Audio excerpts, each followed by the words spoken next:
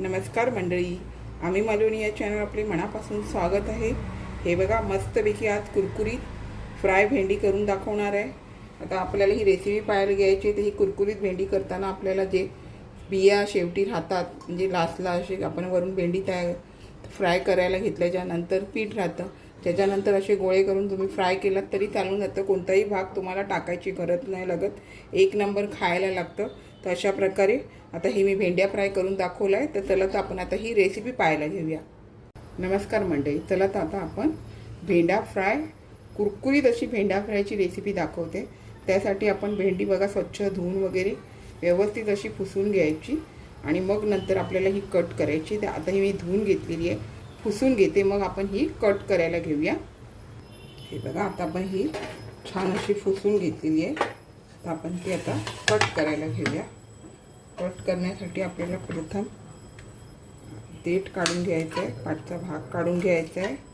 मोठी भेंडी असेल तर काय करायचं माहिती आहे, 2 तुकडे करा आणि मग नंतर असं कट करा। आणि जर मस्त अशा भरपूर बिया असतील ना जाड अशा, तर ते तुम्ही ना वेगळं ते हे त्यातलं काढून आहे ना तुम्ही रस्सा भाजी करू शकता किंवा वेगळी भाजी पण करता येते। ते मी मागे एकदम नवीन असताना चॅनल चालू केले त्यावेळेला मी ते असं भेंडीचे आतले दाणे काढून ती कुरकुरीत भेंडी फ्रायची रेसिपी टाकलेली आहे आणि या दाण्याची पण मी भाजी टाकलेली आहे। आता त्याला बरेच वर्ष झाले। तर आता ही मी आता बिया सकट ही अशी भेंडी कट करून घेणार आहे आणि मस्त अशी आपण कुरकुरीत अशी भेंडी फ्राय करून घ्यायची।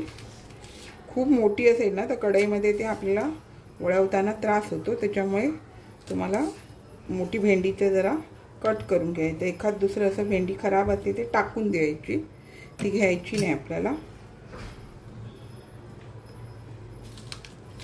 हे बघा, बिया भरपूर असेल ना आणि भेंडी तशी मिळाली ना तर मस्त त्याचं छान अशी आमटी तयार होते।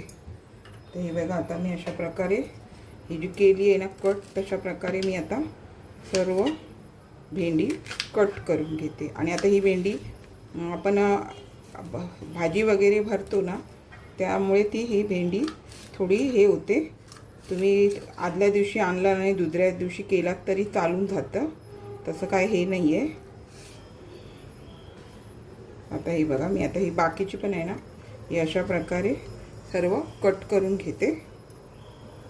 हे बघा, आता ही सर्व भेंडी आपण कट करून घेतली आहे। बघा, तुम्हाला जर यातल्या बिया काढून हे करायची असेल, कुरकुरीत करायची असेल तरी तुम्ही करू शकता, ते पण माझ्या चॅनलवरती आहे। आता मी बिया सकट हे व्यवस्थित अशी कुरकुरीत करून घेते। तुम्ही ह्याला लिंबाचा रस तुम्हाला लावायचा असेल तरी चालेल, पण आता मी काय करते, चाट मसाला किंवा आमचूर पावडर तुमच्याकडे असेल ना तरी चालेल। आता मी चाट मसाला वापरते। तर आता आपल्याला प्रथम काय करायचं आहे, चवीनुसार मीठ घ्यायचं आहे। जास्त त्याच्यामध्ये खारटपणा नको, कारण आपण चाट मसाला वापरणार आहे। आणि हा चाट मसाला हे बघा, अर्धा चमचा जायसारखा चाट मसाला घेतलेला आहे।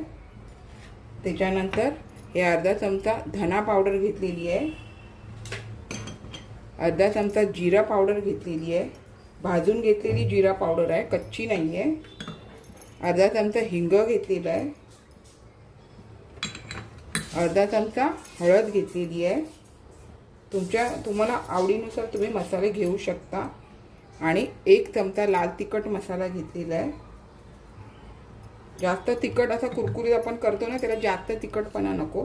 लहान मुलांना खायचं असलं ना तर तुम्ही कमी तिखट केलात तरी चालतं। तर आता आपल्याला हे सर्व व्यवस्थित एकजीव करून घ्यायचं आहे। हे मी सर्व याला व्यवस्थित असं लागलं गेलं पाहिजे। आणि ह्यातल्या बिया खाली वेगळ्या पडल्या ना तर ते आपण तुम्ही असं वेगळ्या काढून फ्राय करू शकता। आता हे मी व्यवस्थित मीठ मसाला लावून घेते। आता आपण हे सर्व लावून घेतलेलं आहे, पण आपल्याला काय करायचं आहे, 10 मिनिटं बरोबर ठेवून द्यायचं आहे। थोडंसं नरम पडले ना काय मग आपल्याला पिठं लावून घ्यायचे आहे, त्याच्यामुळे आता 10 मिनिटांनी आपण पिठं लावून घेऊया। त्यासाठी आपल्याला हे झाकून ठेवायला हवं आहे। हे बघा, आता मस्त अशी आपली हे बघा कडक भेंडी होती ती आता छान अशी नरम झाली। मिठामुळे त्याला थोडासा नरमपणा येतो। कडक असलं ना का पीठ जरा लागत नाही, त्याच्यामुळे थोडं बरोबर 10-1 मिनिटं तुम्ही ठेवून दिलात तरी चालेल। तर आता आपल्याला काय करायचं आहे, हे बघा, हे कॉर्नफ्लॉवर आहे. कॉर्नफ्लॉवर घालून घेतलं यामध्ये. हे तांदळाचं पीठ आहे. तांदळाचं पीठ पण घालून घे. तांदळाच्या पिठाने जरा कुरकुरीतपणा येतो. आणि 1 चमचा जायसारखं बेसन घालून घेते. त्याने पण जरा छान अशी चव येते भजीसारखी. आणि आता आपल्याला सर्व एकजीव करून घ्यायचे. मस्तपैकी आपल्याला कुरकुरीत अशी भेंडी करून घ्यायची. आता हे मी सर्व व्यवस्थित असं एकजीव करून घेते. हे बघा, आता आपण मस्तपैकी ह्याला पीठ लावून घेतलं.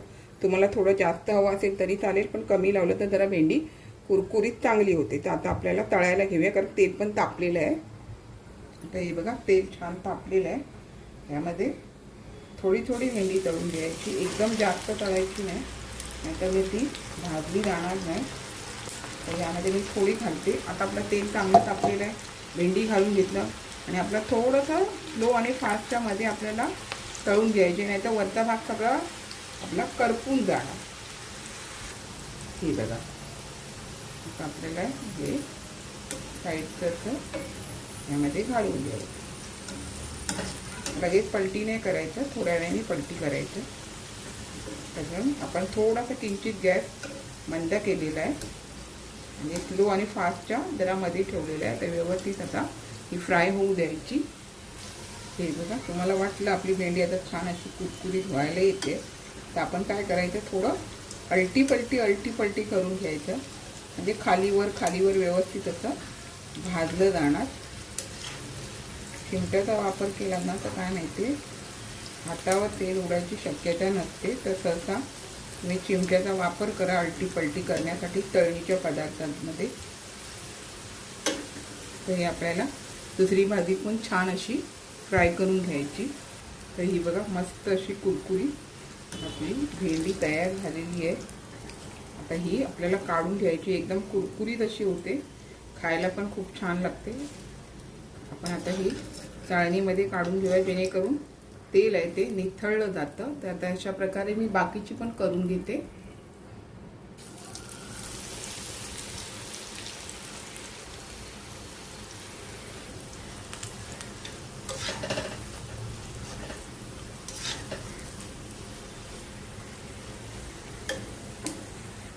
हे बघा, दुसऱ्या बॅचमध्ये मी टाकलेली आहे, ती पण आता आपण काढून घेऊया. आणि अशाच प्रकारे जी बाकीची राहिलेली आहे ती पण मी सगळी भेंडी फ्राय करून घेते. 1 नंबर अशी. आणि अशा प्रकारे जी भेंडी फ्राय केलेली आहे ना मंडळी, तुमची पॅकबंद डब्यामध्ये 2-4 दिवस चांगली राहतात. तर आता बाकीची सगळी मी अशी फ्राय करून घेते.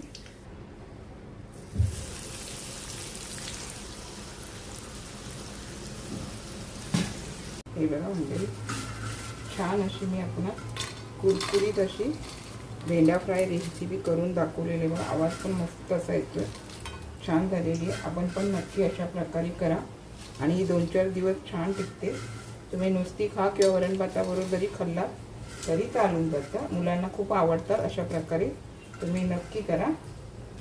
मस्त अशी झालेली आहे. बघा, तुम्हाला दाखवते मोडून. टुक्कन अशी ही मोडली जाते. बघा, एवढी कुरकुरीत अशी झालेली आहे. एकदा फास्ट गॅस केला का किंचित जरा स्लो करून ही फ्राय करून घ्यायची. त्याच्यामुळे छान असा कलर पण राहतो आणि भेंडा पण फ्राय छान होऊन जातो. ही बघा मंडळी, मस्त अशी कुरकुरीत भेंडा फ्राय रेसिपी करून दाखवलेली आहे. अशाच नवनवीन रेसिपी किंवा इतर व्हिडिओचे मी आपणास कायम भेटतच असते. आपण माझ्या चॅनलला लाईक, शेअर, सबस्क्राईब, हाईप करायला विसरू नका. चला तर आता इथेच थांबते. मस्त खा, स्वस्थ राहा. आपण माझे व्हिडिओ पूर्ण पाहता त्याबद्दल मनापासून खूप खूप धन्यवाद.